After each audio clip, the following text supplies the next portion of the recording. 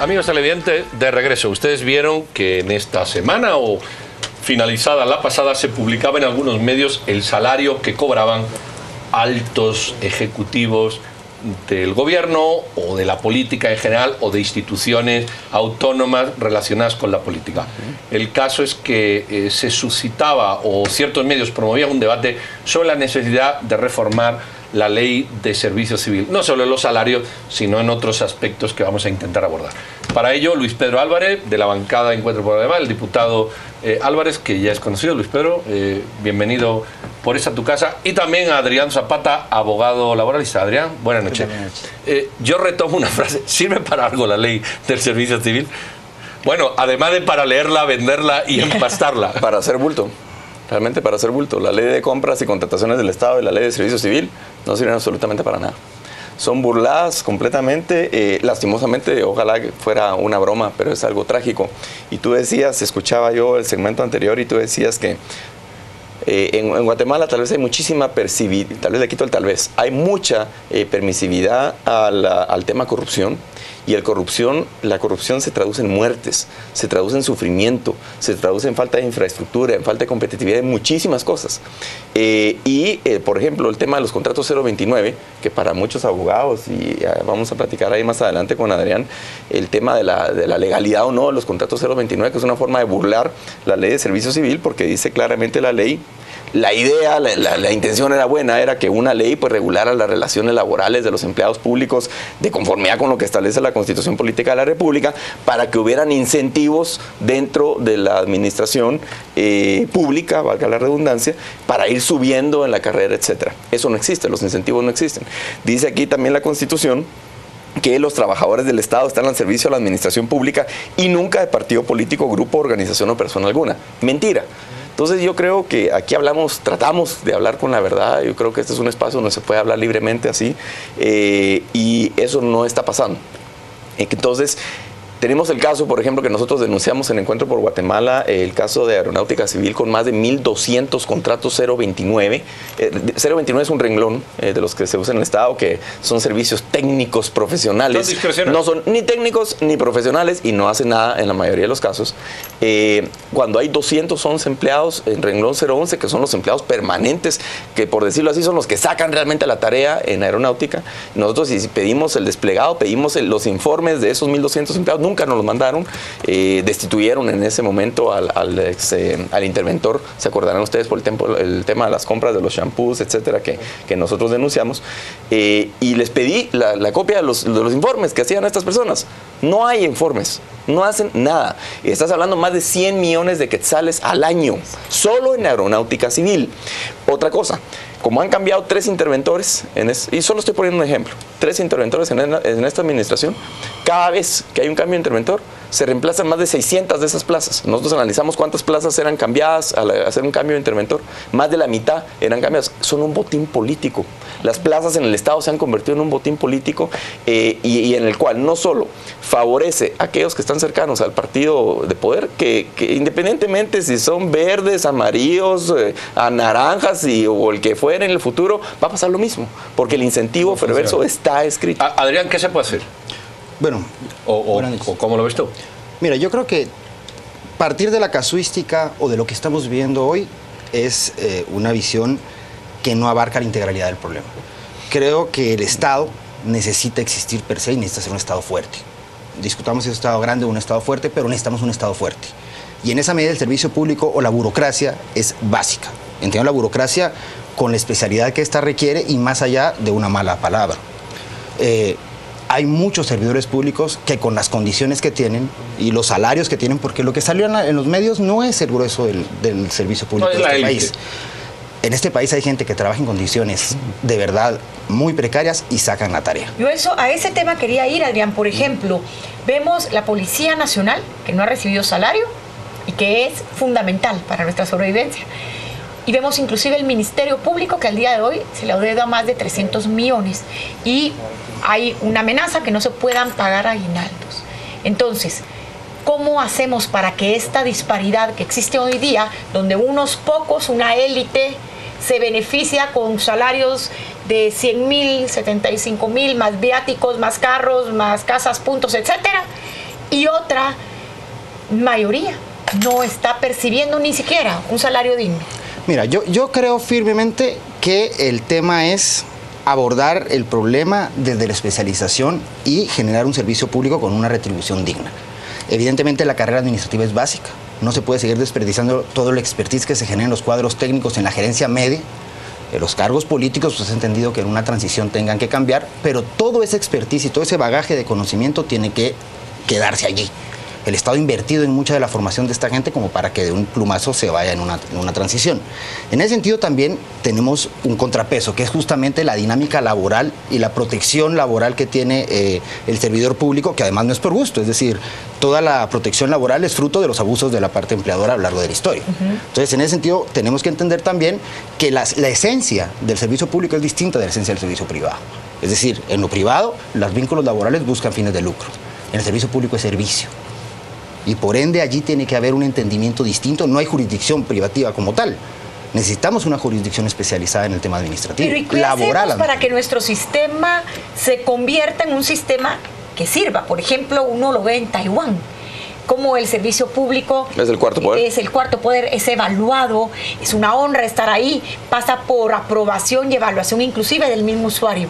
¿Cómo hacemos para que Guatemala se convierta en eso y no en un botín político, como decía Luis Pedro, que año con año sirve para enriquecer a unos cuantos o a unos muchos? Se puede hacer, eso es lo importante. Yo creo que el primer paso es reconocer que hay un problema, que la ley de servicio civil o como está no genera la estabilidad ni los incentivos adecuados para que haya una buena burocracia, una buena tecnocracia, que en la medida posible hay que fortalecerlo y hay que incentivarlo adecuadamente. Por ejemplo, cuando uno llega al Congreso de la República, uno debería decir, bueno, si se necesita una secretaria, no debería ser la que yo escoja o la que llevara a mi prima, sobrino, lo que sea, cosa que no es mi caso.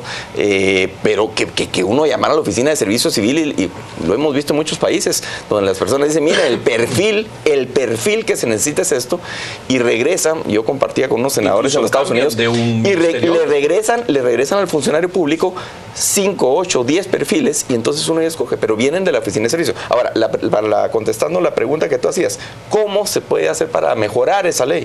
Yo no creo que se necesite hacer una reforma, digamos, de cero.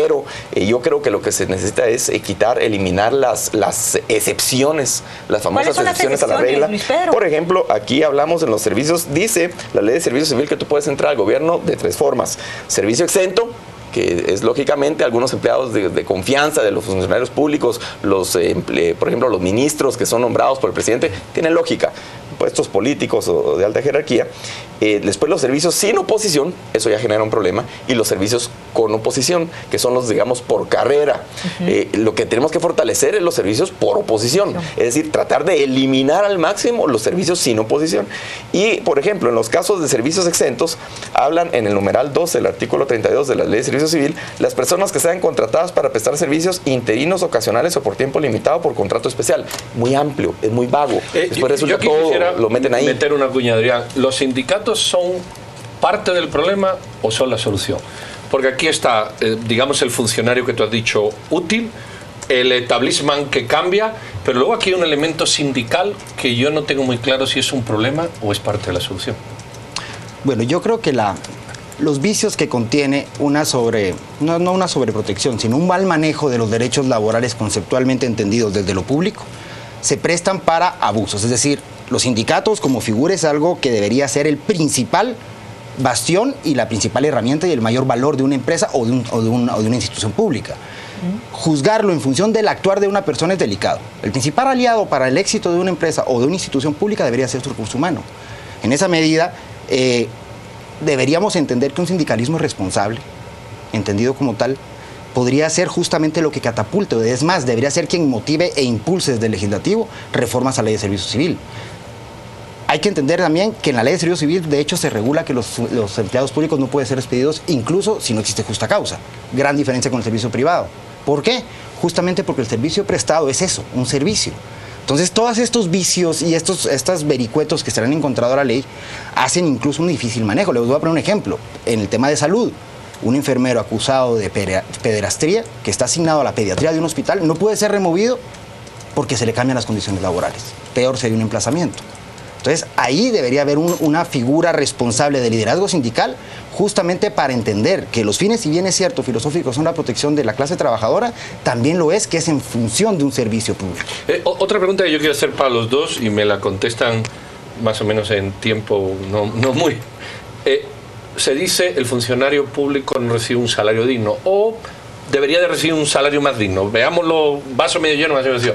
Pero yo veo que los sindicatos negocian pavos, canastas de Navidad, días de permiso. ¿Por qué no negocian un salario digno y todas esas prebendas las convierten en salario? Entonces, el funcionario público tendría su salario más todo eso traducido a un salario más digno y no a prebendas. ¿Cuál es la visión de ustedes? De hecho, Pedro, en este programa hemos hablado del sindicato de las portuarias, que es un sindicato voraz que inclusive tiene hasta carros de lujo a su servicio. Bueno, helicópteros también. Yo creo que en el tema de la negociación colectiva, hablando de los sindicatos, hay dos cosas que se tienen que analizar. Uno, los incentivos. Yo creo que hay incentivos perversos en la legislación laboral que deberían corregirse, en el sentido de que, por ejemplo, el tema financiero a la hora de una negociación colectiva debería hacerse en todo caso partícipes de los resultados o de la, digamos, de la gestión de la institución que se está tratando, porque, por ejemplo, hoy por hoy, y cito al Congreso de la República, que es donde yo trabajo, hay un pacto colectivo de condiciones de trabajo donde se sube el salario de las personas que están en un régimen permanente un 10% anual, todos los años. Eso es insostenible. En cualquier institución, no hay institución en el mundo que le suba un 10% de salario a todos sus empleados indefinidamente. Adrián. Sí, este es un manejo político que está amarrado con chicle de la legalidad, porque justamente la Ley de Servicio Civil en su artículo primero establece esa irrenunciabilidad y necesidad de mejora, es decir, como un piso, no un techo, pero sí establece que es en función de la posibilidad del Estado como tal. El Estatuto de los Trabajadores del Estado no pierde de vista en todo su diseño la filosofía que yo he tratado de referirles aquí. O sea, es imprescindible un Estado fuerte con una burocracia capacitada y fuerte también y con un salario digno. Eso ataca dos elementos claros. Uno, la capacidad de corromperlos. Dos, retirar mediante la estabilidad laboral y la meritocracia el botín político que puede ser el otorgamiento de plazas. Y más importante aún, generar desde un Estado fuerte la viabilidad de proteger incluso a otros trabajadores. Es decir, hablando, me voy a salir un poco del huacal, hablando un poco del tema de la empujada Ley de Promoción y Empleo, por ejemplo.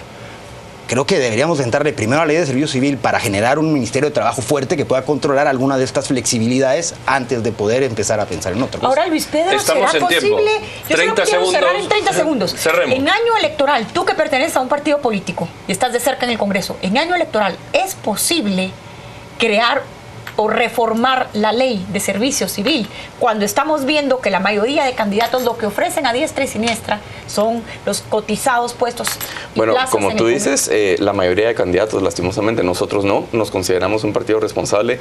De hecho, con la propuesta de presupuesto y con los temas de bonos hemos asumido costos políticos precisamente por esa responsabilidad que estamos nosotros siempre asumiendo, y la diputada Montenegro ha sido bastión de esa responsabilidad, pero definitivamente creo que, como bien tú lo dices, la mayoría de partidos políticos simplemente lo hace con fines electoreros de una forma completamente irresponsable, porque esta situación que tenemos ya en la burocracia hoy por hoy es insostenible, y a cualquier partido que le toque gobernar el próximo gobierno va a tener problemas financieros y legales terribles. Adrián, 15 segundos. ¿Tú crees que esto va a tener solución o se va a abordar?